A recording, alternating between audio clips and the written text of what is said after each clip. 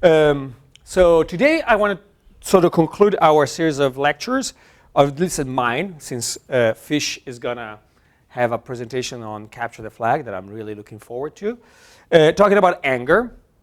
I already told you a little bit about angr is this framework for the analysis of binary programs. Cool thing, we will see why, but it supports a bunch of different architectures from x86, but also MIPS, ARMS, PowerPoint, PPC, and thank you from, I think Colin introduced support for clemency and all these different architectures. So it is actively developed and it has a very large base of users. So that's cool because that means that they contribute to it and therefore it is improving all the time. We have angr issues. Since it's heavily developed, sometimes things are broken and things that you don't want to do when you move fast and break things is like being a surgeon or an air traffic controller. But in this case, it works, meaning that backward compatibility is not a priority. In fact, I had slides from last year, and I realized that most of them did not work anymore, the code examples, because have changed so much. So it can be at times frustrating, but I think it's a very useful framework because you can do pretty neat stuff, but it has a solid learning curve, so keep that in mind. This is a very high-level view of what it does. As you will see, one key piece is loading it the right way, and then there are a number of analyses that can be done in static analysis, and also there is some dynamic analysis that can be done, especially symbolic execution, which is one of the most fun stuff. Installing it is actually very easy. You just need to install some Linux packages. I just checked this because I did this from scratch a few days ago just to make sure that it was still like that. And then using pip, you can just pip install angr and everything installs. I had some problems because, I think the version of Clarify or Unicorn that I had was not updated, but the problem that I had was actually documented. So I was like, wow, we actually have documented issues with workarounds. So I was super happy. And if you don't know what this is, this is a virtual env. So I give you this as if you develop in Python, use virtual environments. This is something that will create sort of a version of all your packages that is just for that project. So if you use a different version of the package, you're not changing your whole installation. It's a good investment to learn how to use virtual env. Will save you a lot of time. So here I'm just activating my angr environment. And here I'm importing angr and also a package to print everything in hexadecimal. Fundamentally, what you do here to make sure if you can load a project and print the entry point of the binary, you're probably in good shape.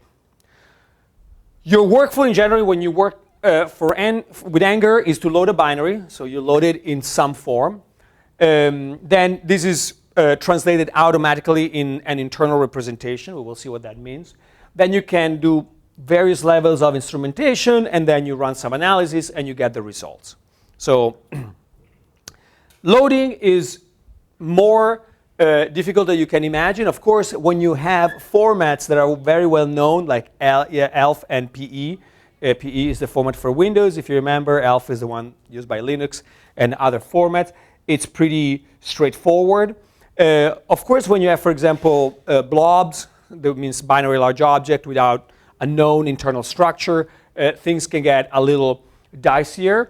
This module, the CLE module, has a lot of workarounds to load the binary the way you want it. You can load it in a certain location in memory. You can load the library that go with it, not load the library that go with it. So there are so many different things that you can do in order to have the binary loaded the way you want. Yes? Where would you get blobs from? Firmware, for example. Firmware is a nice source of blobs. They just have a binary thing that when there is a firmware update, is just loaded into a bunch of memory and jump to it. And then say, what is in it? Boom. Sometimes they don't even know the type of CPU that is running on. A lot of what angr does is based on VEX, which is the intermediate representation used by Valgrind. Valgrind, another super useful tool, is a tool for analyzing binary, finding, for example, memory leaks, memory problems, things that you forgot to free or similar inconsistency. And the fact using an intermediate representation, and especially something like VEX that has been already written by somebody else to sort of abstract away all the differences between architectures, is what allows angr to actually deal with all these different architectures without problems. So for example, if you think about registers, different CPUs have different names for registers, different length and all that. And so of course, this abstracts away the register. Memory access, for example, you want to different CPUs have different ways of referring to the memory, segmentation, non-segmentation, direct, and VEX hides all of this. Also, the side effects are pretty important. Understanding that, for example, setting something to 0 will set a flag in the register as something that is important for the analysis. But in many architectures, these side effects are implicit. There is not a piece of code that says set the flags to 0 because if the result is 0. And instead, in VEX, all these side effects are explicitly stated so you can actually reason about it. And so it's good. So the first big concept of angr is the project concept. So you always load something like we saw at the beginning. You say project, you specify a binary, and suddenly this thing is loaded into memory. And the project you can ask several properties for the project. For example, they say what is the architecture, the file name, what is the main binary. For example, this tells you that the main binary, so not all the libraries that were linked because of symbol resolution and all that, but the main binary is mapped between these two addresses. And of course here, I cannot tell you all the things that there are, but this is an IPython interface that you're, I'm sure, all familiar with. So tabbing and completion is really how you find out the various things. The documentation is surprisingly good. So I read through the whole thing recently to update the slide, and I was like, actually, I'm surprised that grad students produce documentation that is readable and actually intelligible. It's pretty good. A lot of the things that you might need are obtained using a factory that will just generate what you need. For example, if you want to obtain a block of code, basic blocks are one of the major concepts in binary analysis and therefore also in angr. You say, oh, this is the project entry, so started from here, give me a block, then you can do some pretty printing and it shows you what the block is. But you, of course, can create a lot of other products. As important as the project concept of these sim states are fundamentally contain a snapshot of a certain point in execution, and therefore they're immutable. So you have a sim state, then as we will see, you evolve the sim state has become something else.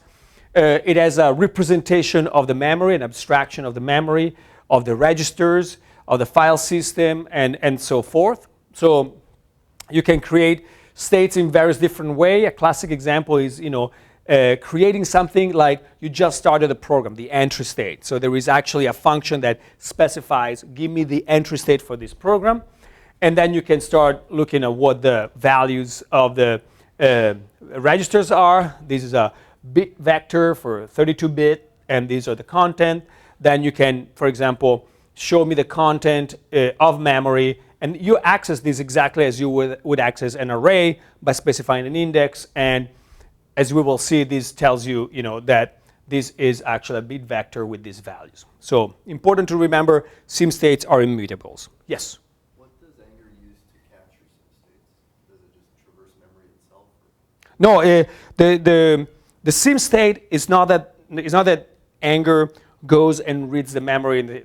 The memory is represented by angr as an array. So it's not. So when you store something like a bit vector, is actually an abstraction of that value that is stored. Okay. So it's not that if you change if you change physically the memory, which doesn't even exist, but if there was backed, if you would change the actual memory of that address, it would not be reflected in the sim state. You understand what I mean? So the sim state is, I have to represent memory. So what do? I create a gigantic array and I say, this is memory, and that's where I store my stuff. Fundamentally, angr is acting as an interpreter for the whole program, memory and code. We saw some bit vector, and so everything is represented as bit vector because, of course, in memory, you can have different architectures, so you cannot just use the integers in Python or the representation in Python because they would not take into account all the different behaviors. For example, integer overflows. If you increase something from FFFFF plus 1, in Python, it will just add 1 to the very large value, while in a bit vector, it will switch to 0. So in order to represent bit vector and not just integers, we use this. When you create a bit vector, you use the solver module, but fundamentally you say you have always to specify this is the size, this is how I want it initialized. So when you print, you see that you print actually an object that is a bit vector, and you can evaluate its value, and you will obtain back an actual Python integers. The bit vectors you can just assign a bit vector to a memory. It will magically make it happen. So in this case, for example, you take a register, EAX, you create a vector with value 3 of 32-bit, and then this gets automatically assigned to the register. And also you can register, in this particular case, directly an integer in a register, and you can see that automatically this is translated into a bit vector because the only thing that you can operate on are bit vectors. So there is a lot of things behind the curtains that happen to make sure that happens. As I said, the sim state in memory is accessed like an array. Interestingly, every time you access something, you have to qualify. You have to say, hey, I want to access this particular piece of memory as an 8-bit integer unsigned. So when I set to 0, I set only 1 byte. Because, of course, if you set it instead as a 32-bit value, you will set 4 bytes instead. So you have to be able to do it. And note that the values in memory, if you do resolve, if you call the resolve attribute, you will get the actual bit vector. If you ask for the concrete version, you get the actual Python value like an integer. And this is important, especially at the beginning, can be a little bit confusing. So, interesting, now they have the sim states, you have the memory. Yes? What happens if I don't qualify the memory as? You get an exception. You get an error message. Isn't there like a general type, like just int or just? Every time I forgot the part, I got a memory exception. Maybe fish no. What happens if you do not specify in memory access the type? You do .int or .uint32. You get an exception, I guess, right? That's really because we're using MAM. MAM is a view that basically allows you to specify where you start to read it in the symbolic memory. And then it takes whatever you specified afterwards as the type or the length Yeah. of data you want to read, right? Yeah. You specify a string, which essentially doesn't have any length, and it gives you a null terminated string. But in general, you can use another interface that is memory that allows you to. Yeah, that's a lower step. Yeah, but that's, I'm trying not to go there, right? Exactly for that reason. So, interesting, the evolution of states is managed by the simulation manager. This is an object that takes one or more states, and this has some number of policy that will evolve the states. You can organize these states in different groups called stashes, which you can label. There are some that are special, especially I would say active, dead-ended, and unconstrained are particularly interesting. Active are states that have a possibility to progress. So there is something that you can do with them, and angr is able to know that. Dead-ended means that exited fundamentally. The the state is over. Or unconstrained is because the next step is actually a symbolic value, so you could go to many different places. And so angr can help a little bit. For example, I can say, oh, I will give you 256 of the next possible unlimited space of futures for you. In some cases, it is not completely unconstrained. And so, for example, you have only 10 possible values for an index, and so you can go in 10 different places. And the cool thing is, like, you get a simulation manager, you put some initial state, you do step on it, and this progresses by executing building blocks. So it looks like this, you know. You can have something that starts, and then you have something that is active initially, then you do step, and you can see that at a certain point, you have multiple active states. Because, of course, the states, as you execute, the cool thing is, like, it will find out, oh, I have this particular, if they're symbolic values, if there is a condition, it will split the execution and have multiple active states that are followed at the same time. And, of course, whenever you have a state, you have also a state history. So you can actually navigate by using the history attribute or subobject. You can find out what are the previous states that were followed, and you can have a complete history of the execution up to that point. You can look at many things. You can look at the basic block that were executed, the various guards that are associated with jump to the state. And so you can collect a lot of information and navigate it. Another important concept are sim procedures. So these are just fundamentally Python functions that you can use either to represent the effect on your state of a library call or a system call, because you don't want to go down the system call and analyze all the code of the system call. If it just, hey, you know, you just take this value and you return, you know, the corresponding integer. In the case, for example, of a to I, you take a string, you return an integer. Instead of analyzing the whole procedure, you just write a function that fundamentally operates on the states and change it as if you had executed that library function. And there are a bunch of sim procedures that are already defined that you can use. Of course, when you are undecided, there is, you know, the most generic sim procedure is return unconstrained. I mean, you know, just here is back a value that is unconstrained,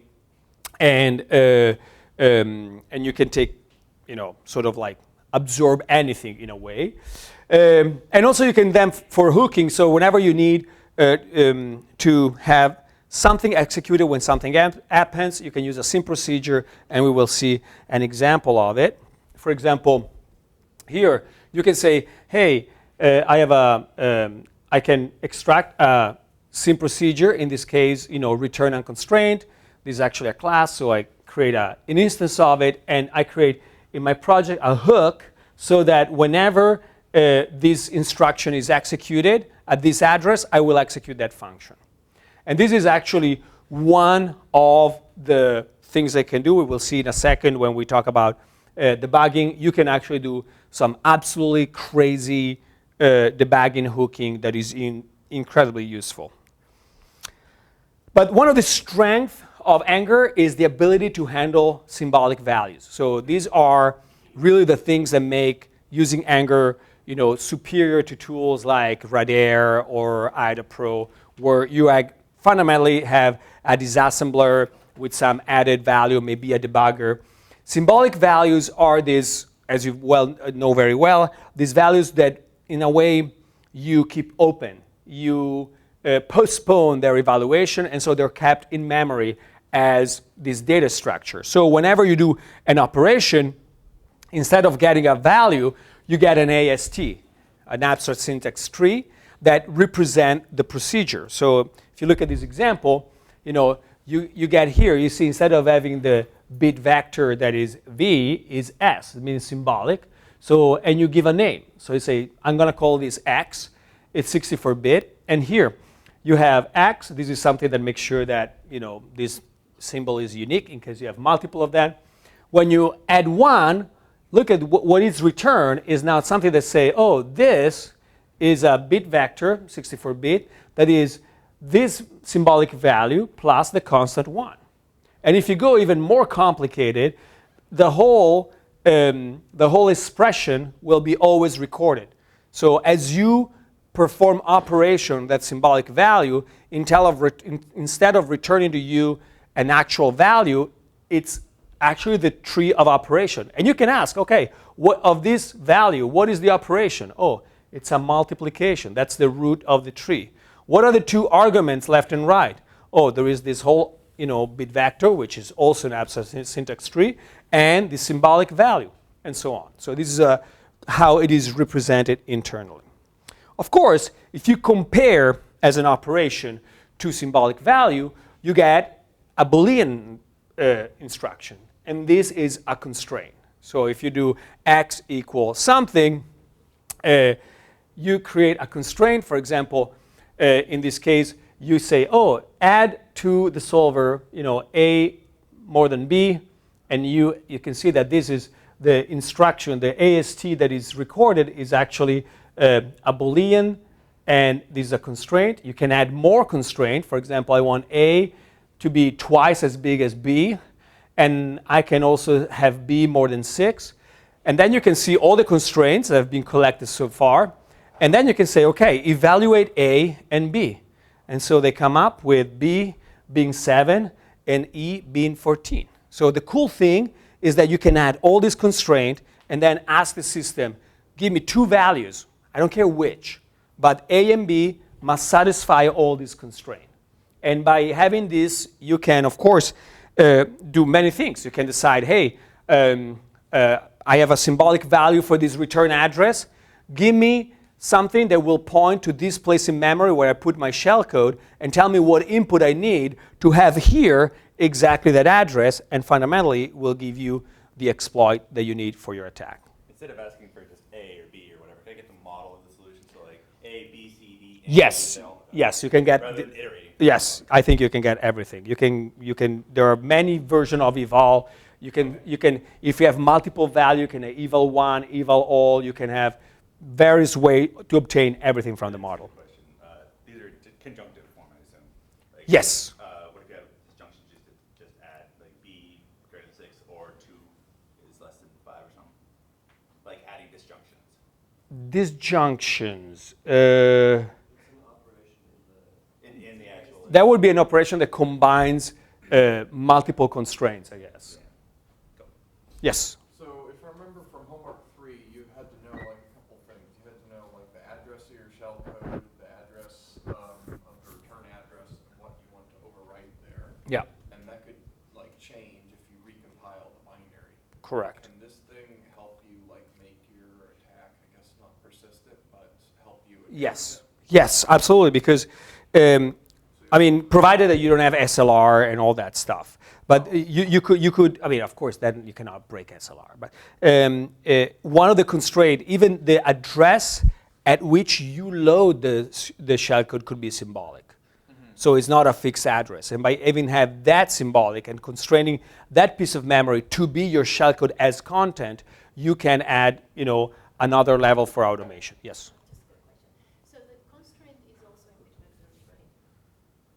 The constraint is not a bit vector. It's a Boolean constraint. So when you're finding a solution for injection, because I'm just thinking that Yes. maybe by strings might be in some way easier, instead of reducing everything to further bit vectors and booleans, because the injection is itself also a string. I don't get it. Can you explain? So the constraint that Yeah. you get, it's like there is a scenario when solution to that is going to be your exploit. Correct. Inject, right? Correct. And I was just wondering if that constraint is represented on a level that is lower than strings, or it tried also to elevate it all the way to the string? That's a good question. I think that most of the constraints are represented on floating points and bit vectors. And I think that even strings are turned into bit vectors. But probably Fish has the latest greatest on string analysis. We use bit vectors, right? Yeah. We have some string support, but it's not documented. Yeah. Strings are hard. I agree. then the simulation manager are responsible for execution, but the execution is actually done by the execution engines, which are actually do the step process. So the step process, imagine you have a state, you know where you are in the code at that point, and the step decides, I'm going to execute this basic block. And it can be different things. It could be that, I cannot, I just realized that I didn't talk about I go above the stashes. But you can have that the failure engine is when you actually cannot progress a state. The syscall engine is when you have to execute a syscall. A hook engine is when you actually had a hook at that address for execution. Or the Unicode engine in some way is the concrete execution for that block. Okay? And of course, you have the VEX engine as the final fallback if you cannot execute concretely. As a debugger, you can also set breakpoints. And the cool stuff here is that it's not just breakpoint at a certain instruction. You can actually set breakpoint like break once you have more than one active state. Or you can say, break right, right after, there is a memory write. So there are all these different specification for things like memory write, memory read, and things like that. So you can say, stop only if a memory read is going to be done in the next, execution and at this address. And that's something that in GDB and other forms is very difficult to perform. And of course, whenever that happens, you can specify any function that you want to be executed. And then, of course, the function takes the state as a parameter, and so can do a lot of things. And this gives you an enormous amount of flexibility. And of course, there are the analysis. This is what really provides, you the power of the tool. I will not go through any of that, but of course, you can extract control flow graph, data dependency. You can have all sorts of, good backward slicing and all that type of analysis for you. Yes? What is Girl Scout? Fish, what is Girl Scout? We have this weird naming scheme. Girl Scout so when you have a binary block, you don't really know the base address of the binary. Oh, yeah, well, of course. To find a probable base address for the block. Yes, and then there is also Boy Scout now, right? Scout finds the architecture. The architecture, yeah. Oh, yeah, it's right there, Boy Scout. Yeah, those are not very clear. I agree. I didn't even remember. And let's see if I have a second of a demo. So let me see if I can. Okay.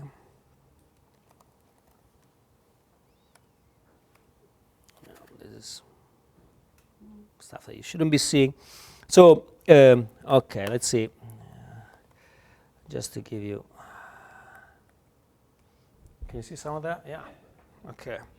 So I am here in my environment, and so there is this Foxware. This is the basic example that you will see on the website. And it's super simple. There is this authentication function, and you can see that if you compare the password, if you pass as a password the word "so sneaky," you get authenticated without having to provide a password. Sort of like the Mirai botnet, service, and you're in. And while otherwise, if you do anything else, we'll open a file with your name, read the password in it, and compare the password. And if the password is wrong, you're not allowed in. So it's a super stupid example. And you can see that the main is just reading 8 characters for username, 8 characters for password, then call the authentication thing.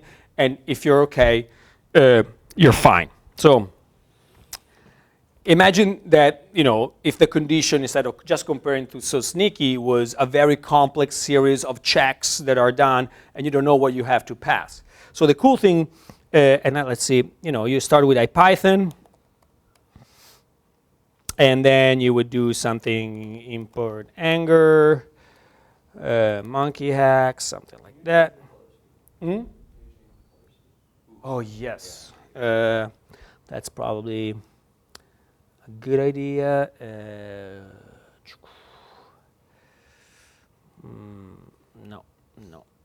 No.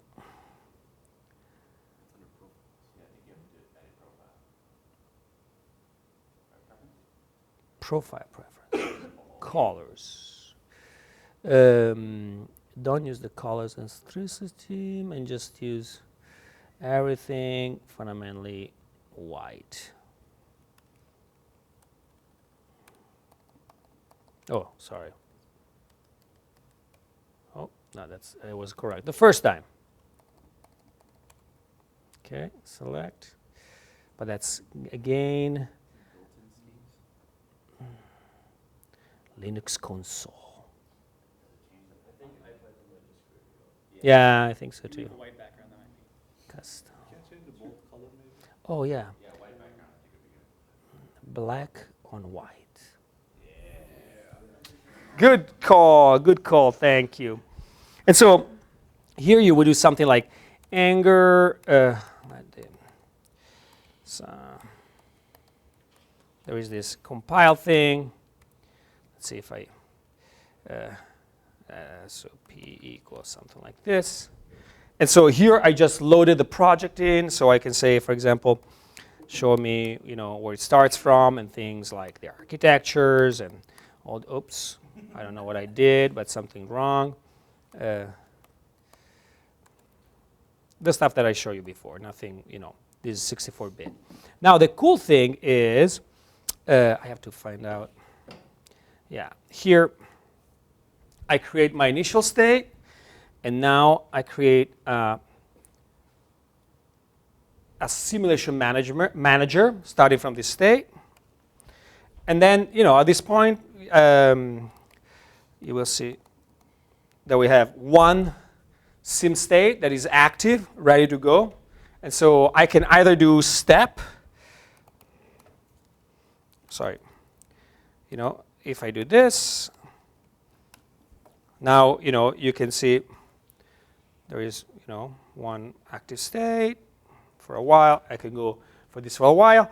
Or I can just do run until the end. At this point, you can see that it ends because I have 3 different states in the dead-ended stash. So they're no more active. All the states have evolved until I only have states that cannot progress. And the cool thing is that this, if you remember the code, there were 3 ways to end. You have the right password for the right username.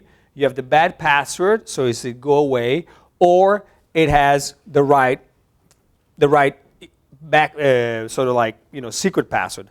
And the cool thing is, like here, if you look at the dead end one, for example, this is something that say, okay, give me a concrete instance of the variable, the symbolic variable associated with 0, which would be input in POSIX. Okay, so what angr did, whenever there was some request to read the username and password from the input, like we saw, those 8 bytes of username and password, instead of reading from the input, created symbolic values. And so evolve them, and now we have 3 different states in which those inputs are symbolic, and now we can ask, hey, give me an instance of the input that will take me to this particular dead end state.